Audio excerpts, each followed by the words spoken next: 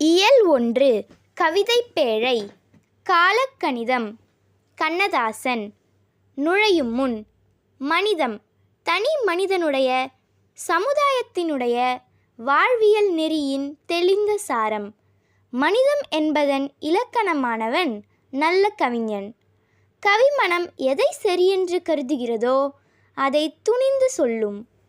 செல்வத்திற்கோ பதவிக்கோ அடிபணியாது, பிறருக்கு பகிர்ந்து கொடுக்கும்.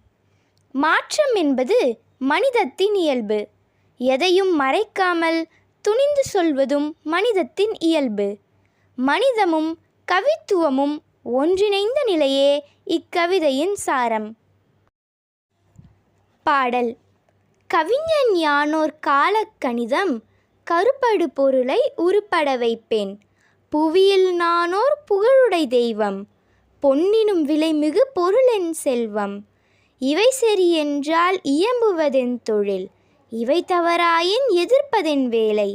ஆக்கல் அழித்தல் அழித்தல் இம்மூன்றும் அவனும் யானுமே அறிந்தவை அறிக. செல்வர் தங்கையில் சிறைப்பட மாட்டேன், பதவி வாளுக்கும் பயப்பட மாட்டேன். பாசம் மிகுத்தேன் பற்றுதல் மிகுத்தேன், ஆசை தருவன அனைத்தும் பற்றுவேன். உண்டாயின் பிறர் உண்ணத் தருவேன், இல்லாயின் எமர் இல்லம் தட்டுவேன். வண்டாய் எழுந்து மலர்களில் அமர்வேன், வாய்ப்புறத்தேனை ஊர்ப்புறந் தருவேன். பண்டோர் கம்பன் பாரதிதாசன், சொல்லாதன சில சொல்லிட முனைவேன். புகழ்ந்தால் என்னுடல் புல்லரிக்காது, இகழ்ந்தால் என் மனம் இறந்து விடாது. வளமார் கவிகள் வாக்கு மூலங்கள், இறந்த பின்னாலே எழுதுக தீர்ப்பு. கல்லாய் மரமாய் காடு மேடாக, மாறாதிருக்கையான் வனவிலங்கல்லன்.